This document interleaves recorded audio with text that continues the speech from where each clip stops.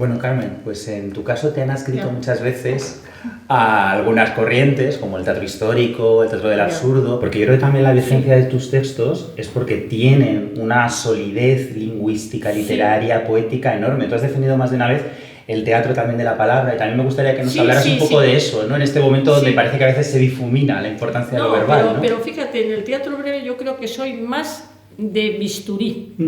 O sea, hombre, yo la palabra procuro cuidarla, pero no tampoco como un virtuoso, no. Yo quiero la eficacia dramática. Entonces, alguna vez puedo pasarme, ¿no? Pero puede ser, no digo que no. Pero a mí me gusta, y en estas piezas breves lo que considero es que son eficaces dramáticamente, lo creo, ¿eh? Entonces, es cierto que sí que hay una poética interna, pero a primera vista eso no es lo que más yo creo que se aprecia. Sino verdaderamente la fuerza de la comunicación, de eso que deseo transmitir y que deseo transmitirlo en la mayor brevedad e intensidad posibles. Claro, pero yo creo que eso es por el mérito de ese bisturí que tú dices, es decir, ¿no? Claro, el elegir bien las palabras, que al final... Eso puede ser, sí, no, porque no claro, pero que eso yo no lo sé, eso es instintivo, Nando. Es instintivo, tu manera de escribir, Carmen, es instintiva. Entonces, a lo mejor es verdad que he empleado la palabra adecuada, yo no lo sé, pero... Yo he intentado hacer eso, casi, te diría, casi inconscientemente. Me ha salido como si dijéramos, mi pensamiento dominara, en cierta manera, hasta mi escritura física. Yo he escrito muchas veces así, ahora ya no, Ahora ya reconozco que los años son diferentes, ya pienso, pero antes me dominaban las palabras, sí. Qué maravilla. Quizá por eso también esas obras están tan llenas. Y a veces, de... claro, me he excedido o he tenido luego de decir, Dios mío, Carmen, esto corta por aquí porque te has excedido, ¿no? Sí, pero bueno, en cualquier caso eso hace que habite esa verdad, ¿no? Porque ese diálogo de la sed, yo lo releí antes de esta conversación contigo y pensaba, es que me está interpelando ahora y además este momento intergeneracional, ¿no? Que también estamos viviendo, que está siendo muy complejo, de repente tu obra tiene otros matices. Y eso me parece muy difícil, que una obra se mantenga a lo largo del tiempo y que resuene. Sí, ¿no? se mantiene porque yo lo he visto, los espectadores, cuando hace poco lo han representado. Yo creo simplemente que es un teatro muy sincero, un teatro que cuando lo escribes no piensas si le va a llegar a la gente o le va a gustar o no le va a gustar, no, es que te sale como dice hoy día de las tripas. Y entonces, bueno, pues allá. Y los temas que tratas, que también son a veces muy complejos e incluso tabú, porque en A Vueltas con los Clásicos, ¿acuerdas? Hasta el tema del incesto, el abordar temas tan valientes, tan complejos, porque antes tú misma lo decías, obras de los 70 que ya eran provocadoras y que incluso ahora siguen siendo muy modernas. Entrar en estos temas tan complejos, tan difíciles, ¿por qué? ¿De dónde nace esa voluntad también? No, yo sé que A Vueltas con los Clásicos es otra obra conflictiva. Yo no la he visto en tablas, como creo que algunas no las veré, sinceramente.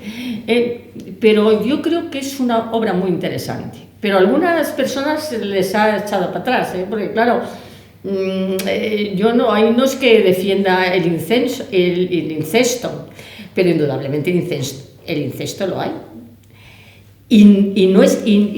Bueno, incluso quien me hizo el estudio me dijo, Carmen, tal, y yo dije, bueno, es que puede haber tantas posibilidades en la vida que yo no lo condenaba concretamente ahí, porque a mí me parecía que esa hija que se quedara con el padre enfermo de cáncer con él, pese a todo, y abandona al marido, la verdad es que es muy gordo. Entonces la gente me decía, pero Carmen, por Dios, ¿qué has escrito? Eso es puntual, no quiere decir que yo lo defienda, entendámonos en absoluto, pero puntualmente en esa obra, como yo me metí en el pozo de esa obra, yo lo vi así. Pero es que lo interesante de esa obra es que no juzgas a los personajes, no nos das una lección de moral, nos cuentas una historia, haces lo que yo creo que hace el gran teatro, que es situarte ante un abismo y que veas todos los perfiles de todas esas vidas y que tengas muchas dudas con respecto a lo que tú sientes. O sea, es como decir, yo escribo eso, yo no es que forme parte, yo estoy muy contraria a hacer teorías y como si dijéramos o dogmatismo sobre eso, no, yo pongo una situación humana que se ha dado, que se da y se dará, y entonces en esa concreta situación humana de sufrimiento, porque eso no es una situación normal, sino es de sufrimiento. Entonces, pues ahí soy indulgente con el sufrimiento, y eso es lo que quiero decir, y relativamente comprensiva, lo cual no quiere decir que dices, Carmen, es que tú avalas eso, o no, en absoluto, pero vamos, lo que te quiero decir es que en casos puntuales como es este, a mí me gusta incidir en determinadas cuestiones. Por ejemplo, la última obra que he escrito, que tiene un título muy curioso, porque se llama, ¿cómo se llama? Espérate, que no me acuerdo bien. Esa fuerza ancestral, ese sentimiento poderoso. Pues hablo de la maternidad. Y también es una maternidad conflictiva y dolorosísima. Entonces, porque hay sufrimientos que te vienen, que no sabes cómo ni por qué, y a cada ser humano lo puede venir, y ese conflicto es único, y ese conflicto es indivisible, y ese conflicto no se puede exportar y decir, es que esto es así o asado, no.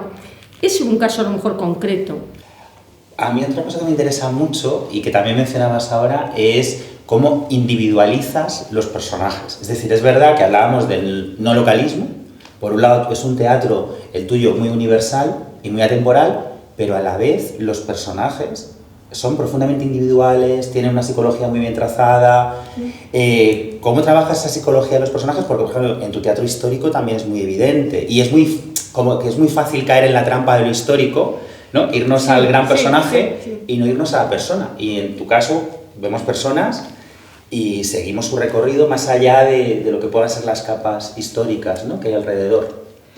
Pues mira, es que no lo sé. Sobre teatro histórico, por ejemplo, yo intento cuando hago que lo que se llama la historia no pese sobre la obra. Porque si empiezas a documentarte excesivamente, entonces terminas haciendo un ensayo histórico o terminas haciendo una biografía, pero no haces teatro. Entonces yo he intentado, pues, por ejemplo, el presidente, que fue mi primera obra histórica, pues hombre, ahí está cargado. Y está cargado porque yo era muy joven. Ahora, si se hiciera el presidente, tendría que meterle un peinado tremendo. Bien. Y yo intento que quede el personaje, lo interesante es que el personaje quede en carne y huesos, que aunque no faltes a la verdad histórica, porque a mí también falsear la historia, pues hombre, no sé qué me parece, pero que quede el ser humano fundamentalmente y el conflicto. Lo importante es el conflicto. Y entonces luego después, si tú pones muchos datos históricos, despistas y puedes hacer que verdaderamente la tensión dramática se pierda. Eso respecto al teatro histórico. Y luego respecto a lo que, por ejemplo, tú dices de acertar en cómo los personajes, pues mira, eso no sé cómo lo hago. No lo sé. O sea, yo empiezo a escribir cuando una cosa me empieza a rondar en la cabeza, que siempre me anuncia unos días antes, hay un run especial y patatín, oigo algunas frases, algunas cosas, y entonces llega un momento que me pongo a escribir porque veo que la obra ya me está tentando de una manera tremenda. Y cuando llega ese run, Carmen, sí, ¿también te viene ya con el tipo de género, subgénero? Porque claro, tú eres una autora, lo hemos dicho al principio, muy versátil. Sí. ¿Cuándo llega ese momento de esto va a ser farsa, esto va a ser comedia? Pues tú has escrito de todo. Sí. Va a ser teatro histórico, va a ser del absurdo, va a ser drama, que hemos visto que te gusta mucho. ¿En qué momento del run ves la forma? O incluso no va a ser teatro y va a ser novela, que también es otra de tus artes. Según cómo sea la provocación. O sea, yo sé que generalmente las provocaciones internas son de ese teatro directo, de este teatro de autor, de teatro de ideas. Cuando me caracoleré a otra cosa, pues es porque a lo mejor a un hecho exterior y las observaciones de un grupo exterior me han provocado una situación a veces dramático-festiva o dramático-cómica o algo así. Generalmente yo suelo atender más, y además el porcentaje en número es evidente, suelo prestar mucho más atención a cuando hay algo en mí que me inquieta y me preocupa. A mí, no solamente como persona, sino como ser social y como ser viviente entre otros. Eso suele ser, por ejemplo, mi última obra, pues, la que estoy pendiente que me la publiquen. Bueno, pues esa obra ha surgido, pues la verdad, de una preocupación mía personal, de qué va a ser del legado de los autores, ahora que ya no existe, que consumimos tan rápidamente todo. ¿Cómo nos va a abandonar? ¿Cómo nos va a barrer el tiempo? Y entonces es eso, ante la posibilidad de la muerte, la posibilidad que vosotros jóvenes lo veis lejos, pero nosotros lo vemos cercano, y lo vemos ya como una compañía inevitable. ¿Qué hacemos con todo eso que hemos trabajado si a nadie que nos sigue le interesa? Ni siquiera a nuestra propia familia. Eso es terrible, ¿eh? Encontrarte con que una cosa que se supone que es un legado se va a perder. Y entonces eso es precisamente el drama de mi última obra, entre el amor filial, el amor que se tiene a los hijos, la ingratitud de los hijos, el legado perdido, la corta vida que queda ya. En fin, no es una obra precisamente optimista. Es una obra compleja, pero también en este momento con muchas resonancias, porque si ahora estamos pensando es en esa fragilidad de la que nos hemos dado cuenta, parece que de repente, y luego has mencionado algo que a mí me ha llamado la atención, pues revisando toda tu bibliografía, siempre se te asocia con temas como el poder, como el teatro político muy a menudo, pero también hay un tema fundamental que tú acabas de mencionar, que es el amor, pero el amor en todas sus formas. El amor social, la solidaridad, el amor filial, el amor conyugal, el amor entre parejas diferentes en un determinado momento de la historia, como en Los mercaderes de belleza, por ejemplo. A mí me gusta mucho cómo abordas ese amor desde las dos dimensiones, la personal y la social, ¿no? Siempre hay un salto del yo a nosotros, ¿no? Yo del amor personal hablo muy poco. O sea, tal vez en novela más, pero en teatro no. Creo que lo he objetivado mucho, que es más, según la gente que me lee, podría ser una persona que no hubiera tenido ni siquiera amor, porque, vamos, quiero decir que en eso lo he puesto muy abstracto, o sea, lo he juzgado desde un punto de vista mucho más viéndolo como con teleobjetivo, que respecto, o sea, esta última obra tal vez ha sido mi preocupación personal, pero en ella hay amor y desamor, Entonces, no, amor desde el punto de vista, ¿cómo te diría? Sí lo he visto, por ejemplo, Los eróticos sueños de Isabel Tudor, lo que puede sentir el amor ante una mujer que ante todo tiene que cuidar su estatus, su estado, su situación y todo. Esas cosas sí que las he estudiado, pero creo que historia de amor, bueno, hay una muy interesante, la historia de amor de dos personajes de los que se habla muy poco,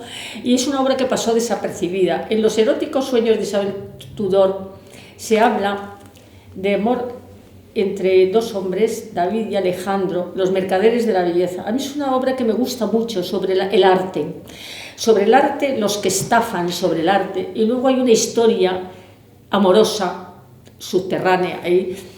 Eso me la quería haber llevado a escena Manuel Collado, desgraciadamente murió. Y bueno, y he quedado ahí con muy poco, ha pasado bastante desapercibida al lado de Los mercaderes, de Los eróticos sueños de Isabel Tudor. Y luego, eso sí, he hablado del amor de una manera un poco más divertida, pudiéramos decir, en comedias, por ejemplo, en Pillados, en De Película, hay una historia muy bonita, Mi forma de ver de amor, que es la historia de esa mujer, bueno, de ese chico y esa mujer, de esa pareja desigual, que él es mucho más joven que ella, y que intentan los dos acompañarse en una cierta desolación.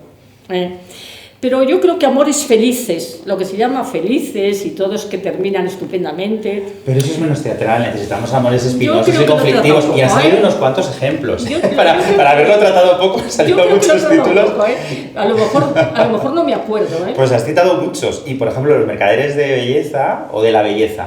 De la belleza. Yo confieso que es un descubrimiento que he hecho recientemente y que espero que alguien se anime a poner en pie.